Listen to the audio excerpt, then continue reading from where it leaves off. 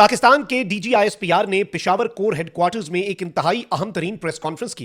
इस press conference ने पाकिस्तान की वॉर अगेंस्ट टेरर को एक नए दौर में दाखिल कर दिया है। इस वक्त पाकिस्तान की पॉलिसी जो है वो तब्दील हो चुकी है। अफगानिस्तान में होने वाली एयर स्ट्राइक्स के बाद इस इंतहाई अहम तरीन प्रेस कॉन्फ्रेंस में जो की टेक अवेज है और इसमें क्या बातें की गई वो तो हम डिस्कस करेंगे, लेकिन अब यूं लग रहा है कि खुली जंग छिड़ चुकी है, क्योंकि एक जानिब तो अफगानिस्तान के वजीर खारजा अमीर खान मुत्तकी भारत में है और भारत ने आज अफगानिस्तान की हुकूमत को तस्लीम करने के हवाले से पहला कदम उठाया है। ये जो रॉ और अफगान तालिबान नेक्सस है, पाकिस्तान इसे लेकर बहुत कंसर्न्ड है, यानी भारत पाकिस्तान के खिलाफ टू फ्रंट वॉर वेज करना चाहता है। लेकिन तशवीशनाक खबर यह है कि पाकिस्तान की अफवाज में मजीद शहादतों की इत्तलात है।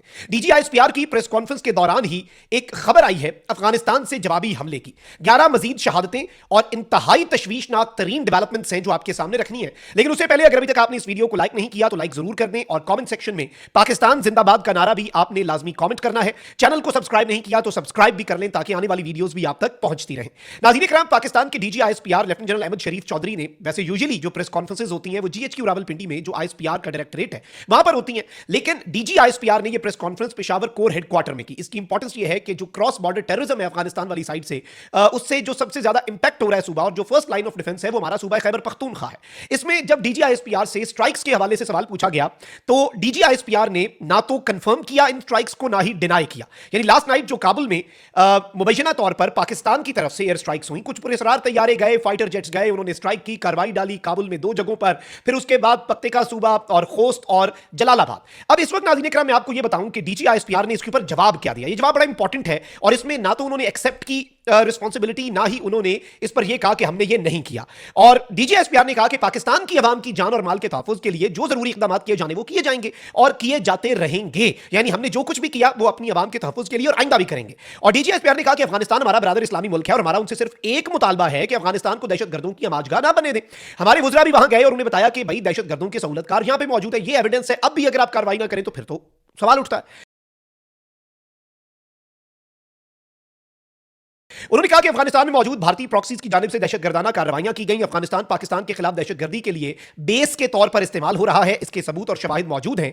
और गुज़श्ता रात काबुल में धमाकों से मुतल्लिक सवाल पर तर्जुमान पाक फौज ने कहा कि पाकिस्तान के अवाम का के जान और माल के तहफ़्फ़ुज़ की हिफाजत के लिए जो जरूरी इक़दाम किए जाने चाहिए वो किए जाएंगे और किए जाते रहेंगे। और इस सबके अंदर एक और बड़ी इंटरेस्टिंग चीज डीजीआईएसपीआर ने कही कि भाई पाकिस्तान के अवाम का तहफ़्फ़ुज़ जो है ना वो अफगानिस्तान की जिम्मेदारी नहीं है, वो किसी दूसरे मुल्क की जिम्मेदारी नहीं है, वो किसी पाकिस्तान के दोस्त मुल्क की जिम्मेदारी भी नहीं है, वो सिर्फ पाकिस्तान के स्टेट और पाकिस्तान की फौज जो है उसकी जिम्मेदारी है।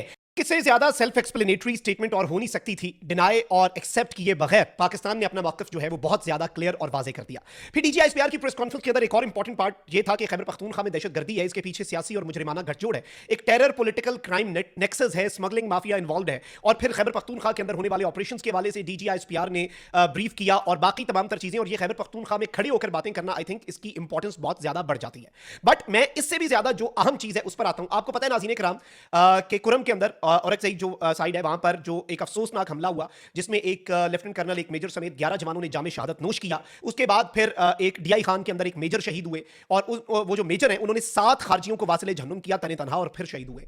और मैं आपको अभी पिछले व्लॉग में ये डिटेल्स दे चुका हूं कि एक आईबीओ किया गया है और जो हमारे जवानों को शहीद किया गया और अफसरान को उनका बदला जो है पाकिस्तान के तूलो अर्ज के अंदर, केपी के अंदर जो साबका कबायली इजला है वहां पर इन दहशतगर्दों को मुख्तलिफ आईबीओ के जरिए हंट किया जा रहा है और 30 दहशतगर्द जो है वो ठोके गए हैं इन फ्यू आवर्स पाकिस्तान की टेरिटरी के अंदर मौजूद जो अफगानी और भारतीय सरपरस्ती में दहशतगर्दी करने वाले अफगान नेशनल्स हैं उन्हें पाकिस्तान की जो गवर्नमेंट है, पाकिस्तान का स्टेट है, उसकी तरफ से ठोका गया, वासिले जहन्नुम किया गया, दे वर डिस्पैच्ड टू हेल।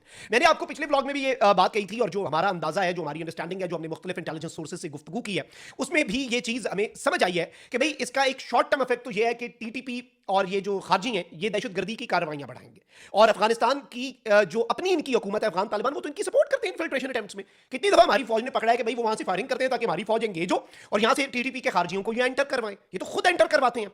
अब ये चीज याद रखिएगा कि वो यही करेंगे, वो इसे मजीद बढ़ावा देने की कोशिश करेंगे।